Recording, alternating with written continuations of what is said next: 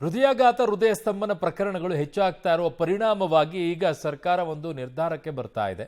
ಒಂದಿಷ್ಟು ಗೈಡ್ಲೈನ್ಸ್ ಅನ್ನು ಹೊರಡಿಸೋಕೆ ಮುಂದಾಗ್ತಾ ಇದೆ. ಸಭೆಯನ್ನ ಕೂಡ ಈ ನಿಟ್ಟಿನಲ್ಲಿ ಮಾಡ್ತಾ ಇದೆ. ಈ ಸಭೆ ಏನಾಗಿದೆ ಅನ್ನುವಂಥ ವಿವರವನ್ನೇ ಮುಂದೆ ಇಡ್ತೀವಿ. ತದನಂತರ ದಿನೇಶ್ ಗುಂಡೂರಾವ್ ಅವರು ಆರೋಗ್ಯ ಸಚಿವರು ಏನು ಹೇಳಿದ್ದಾರೆ ಅನ್ನುವಂಥದ್ದನ್ನು ಕೂಡ ನಿಮ್ಮ ಮುಂದೆ ಇಡ್ತೀವಿ. ದಿನೇ ದಿನೇ ಹೃದಯಾಘಾತ ಪ್ರಕರಣಗಳ ಸಂಖ್ಯೆ ಹೆಚ್ಚಳವಾಗ್ತಾ ಇದೆ, ಹೃದಯ ಸ್ತಂಭನ ಕೂಡ. ಇದಕ್ಕೆ ರಾಜ್ಯ ಸರ್ಕಾರ ಈಗ ಮುಂದಾಗಿದೆ ಅದನ್ನೆಲ್ಲ ನಿಲ್ಲಿಸಬೇಕು ಅಂತ. ಬಟ್ ಪೂರ್ಣ ಪ್ರಮಾಣದಲ್ಲಿ ನಿಲ್ಲಿಸೋಕೆ ಸ್ವಲ್ಪ ಕಷ್ಟ ಆಗುತ್ತೆ. ತಾಂತ್ರಿಕ ಸಲಹಾ ಸಮಿತಿ ವರದಿ ಬಳಿಕ ಸರ್ಕಾರ ಹೊಸ ರೂಲ್ಸ್ ಅನ್ನು ತರ್ತಾ ಇದ್ದಾರೆ. ಹಠಾತ್ ಮರಣವಾದರೆ ಮರಣೋತ್ತರ ಪರೀಕ್ಷೆ ಕಡ್ಡಾಯ ಅಂತಿದ್ದಾರೆ. ಇದಾಗಬೇಕಾಗಿತ್ತು. 15 ವರ್ಷದೊಳಗಿನ ಮಕ್ಕಳಿಗೆ ಶಾಲೆಯಲ್ಲಿ ಹೃದಯ ತಪಾಸಣೆಯನ್ನ ಮಾಡಿಸೋದು. ಸರ್ಕಾರಿ ಖಾಸಗಿ ನೌಕರರಿಗೆ ವರ್ಷಕ್ಕೊಮ್ಮೆ ಹಾರ್ಟ್ ಟೆಸ್ಟ್ ಕಡ್ಡಾಯ ಅಂತಿದ್ದಾರೆ. ಹಿಂದಿನ ದಿನ ಹಾರ್ಟ್ ಟೆಸ್ಟ್ ಮಾಡಿಸ್ಕೊಂಡು ಬಂದರೆ ಮಾರನೇ ದಿನ ಹೃದಯ ಸ್ತಂಭನ ಆಗ್ತಾ ಇದೆ. ಏನು ಮಾಡೋಣ ಅದಕ್ಕೆ? ನೀವು ಒಂದು ವರ್ಷ ಹೇಳ್ತಾ ಇದ್ದೀರಾ ಸರ್ಕಾರಿ ನೌಕರಿಗೆ ಖಾಸಗಿ ನೌಕರರಿಗೆ ವರ್ಷಕ್ಕೊಮ್ಮೆ ಅಂತ ಹೇಳ್ತಾ ಇದ್ದೀರಾ. ಅದೇನು ಪ್ರಯೋಜನ ಆಗೋದಿಲ್ಲ. ಎವ್ರಿ 6 ಮಂತ್ಸಿಗೆ ಒಂದ್ಸಲ ಈ ಹಾರ್ಟ್ ಟೆಸ್ಟ್ ಆಗಬೇಕು, ಅಥವಾ ಎವ್ರಿ 6 ಮಂತ್ಸಿಗೆ ಒಂದ್ಸಲ ಬಾಡಿಯಲ್ಲಿರುವಂಥ ಬ್ಲಡ್ ಟೆಸ್ಟ್ ಆಗಬೇಕು.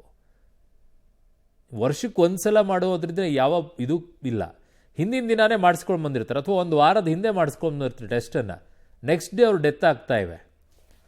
ಆಯಿತು, ಅಟ್ಲೀಸ್ಟ್ ಇದಕ್ಕಾದ್ರೂ ಮುಂದಾಗಿದ್ದಿರಲ್ಲ. ಹಠಾತ್ ಮರಣವಾದರೆ ಮರಣೋತ್ತರ ಪರೀಕ್ಷೆ ಕಡ್ಡಾಯ ಅಂತಿದ್ದಾರೆ. ಹಠಾತ್ ಮರಣವಾದರೆ ಇದೆಲ್ಲದಕ್ಕೂ ಕೂಡ ಮಾಡಲೇಬೇಕು. ಅದನ್ನು ಸಾವಿನ ಕಾರಣ ತಿಳಿಯಲು ಮರಣೋತ್ತರ ಪರೀಕ್ಷೆ ಅಂತ ಹೇಳ್ತಾ ಇದ್ದಾರೆ. ಇಲ್ಲಿ ಆಗ್ತಾ ಇರುವಂಥ ಮರಣೋತ್ತರ ಪರೀಕ್ಷೆಗಳಿಗೂ ನೀವು ಮಾಡಕ್ಕೆ ಹೋಗುವಂಥ ಮರಣೋತ್ತರ ಪರೀಕ್ಷೆಗಳಿಗೂ ಅಜಗಜಾಂತರ ವ್ಯತ್ಯಾಸ ಇದೆ. ಆಸ್ಪತ್ರೆ ಹೊರಗಡೆಗೆ ತೀರಿಕೊಂಡ್ರೆ ಅಧಿಸೂಚಿತ ಮರಣ ಅಂತ ಘೋಷಣೆಯನ್ನು ಮಾಡಬೇಕು. ಅಧಿಸೂಚಿತ. ಓಕೆ. 15 ವರ್ಷದೊಳಗಿನ ಮಕ್ಕಳಿಗೆ ಶಾಲೆಯಲ್ಲಿ ಹೃದಯ ತಪಾಸಣೆಯನ್ನು ಮಾಡಿಸೋದು. ಹೃದಯಾಘಾತದ ಬಗ್ಗೆ ಪಠ್ಯದಲ್ಲಿ ಅಳವಡಿಕೆಯನ್ನು ಮಾಡೋದು.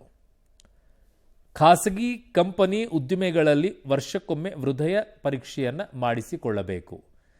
ಅದು ನಮ್ಮಲ್ಲಿ ಪ್ರತಿ ವರ್ಷವೂ ಕೂಡ ನಮ್ಮಲ್ಲಂತೂ ಮಾಡೇ ಮಾಡ್ತಾರೆ, ನಮ್ಮ ಕಂಪ್ನಿಯಲ್ಲಂತೂ. ಸರ್ಕಾರಿ ನೌಕರರಿಗೂ ಕೂಡ ವರ್ಷಕ್ಕೊಮ್ಮೆ ಹಾರ್ಟ್ ಟೆಸ್ಟನ್ನು ಮಾಡಿಸಿಕೊಳ್ಬೇಕು ಅಂತ ಹೇಳಿದ್ದಾರೆ. ಪೊಲೀಸ್ ಇಲಾಖೆಯಲ್ಲಿ ಇದೀಗಾಗಲೇ ಇದೆ. ಅವರು ವರ್ಷಕ್ಕೊಂದ್ಸಲ ಅವರಿಗೆ ಆರೋಗ್ಯ ತಪಾಸಣೆ ಅಂತ ಮಾಡಿಸ್ತಾರೆ.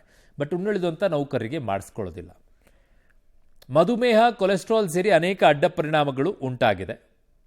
ಹೃದಯಾಘಾತಕ್ಕೆ ಕಾರಣ ಏನು ಅಂತ ನೋಡಿದಾಗ 45 ವರ್ಷಗಳಿಗೆ ಹೆಚ್ಚಿನ ಹೃದಯಾಘಾತ ಆಗ್ತಾ ಇದೆ. BP, ಶುಗರ್, ದಪ್ಪ ಇರೋದ್ರಿಂದಲೂ ಕೂಡ ಹೃದಯಾಘಾತ ಆಗಿದೆ.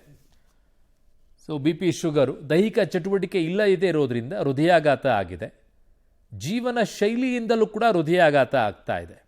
ಈಗ ಹೊಸ ರಿಪೋರ್ಟ್ ಬರ್ತಾ ಇದೆ, ಹೊಸ ರಿಸರ್ಚ್ ಪ್ರಕಾರ. ನಮ್ಮ ದೇಶದಲ್ಲೇ ಆ ನಿಟ್ಟಿನಲ್ಲಿ ರಿಸರ್ಚ್ ಮಾಡಿದ್ದಾರೆ. ವೆಸ್ಟರ್ನ್ ಕಂಟ್ರಿಗಳಲ್ಲೂ ಕೂಡ ಹಿಂದೆ ರಿಸರ್ಚ್ ಮಾಡಿದ್ರು. ಈಗ ನಮ್ಮಲ್ಲೂ ಕೂಡ ಅದರ ಬಗ್ಗೆ ಸಂಶೋಧನೆ ನಡೀತಾ ಇದೆ ಏಮ್ಸ್ನಲ್ಲಿ. ಅದರ ವಿವರವನ್ನು ಆಮೇಲೆ ಕೊಡ್ತೀನಿ.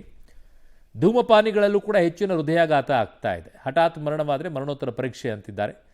50% ಧೂಮಪಾನಿಗಳಲ್ಲೂ ಕೂಡ ಹೆಚ್ಚಿನ ಹೃದಯಾಘಾತ ಕಂಡು ಬರ್ತಾ ಇದೆ.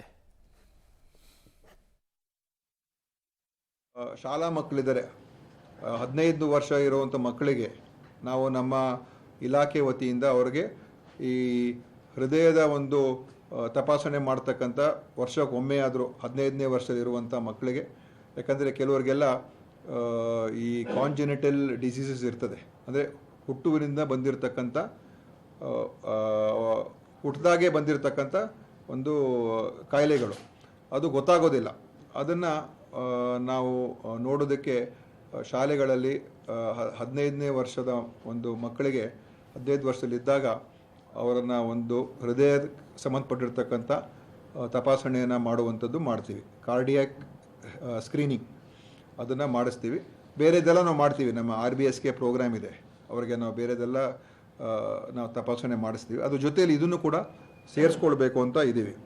ಇನ್ನೊಂದು ಏನಂದರೆ, ಈಗಾಗಲೇ ನಾನು ಒಂದು ಪಠ್ಯ ಪುಸ್ತಕದಲ್ಲಿ ಶಾಲಾ ಮಕ್ಕಳಿಗೆ ಅವರಿಗೆ ಈ ಏನೇನು ಈ ಹೃದಯಾಘಾತ ಮತ್ತು ಬೇರೆ ಬೇರೆ ಅಸಾಂಕ್ರಾಮಿಕ ರೋಗಗಳೇನಿದೆ ಅದರ ಬಗ್ಗೆ ಹೆಚ್ಚಿನ ಮಾಹಿತಿ ನೀಡ್ತಕ್ಕಂಥದ್ದಕ್ಕೆ ಈಗಾಗಲೇ ನಾನು ಒಂದು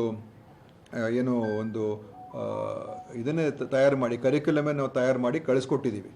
ಅದನ್ನು ಶಾಲಾ ಮಕ್ಕಳಿಗೆ ಅವರ ಒಂದು ಪಠ್ಯಪುಸ್ತಕದಲ್ಲಿ ಸೇರಿಸಬೇಕು ಅಂತ ಕೂಡ ನಾನು ಈಗಾಗಲೇ ಕಳಿಸ್ಕೊಟ್ಟಾಗಿದೆ.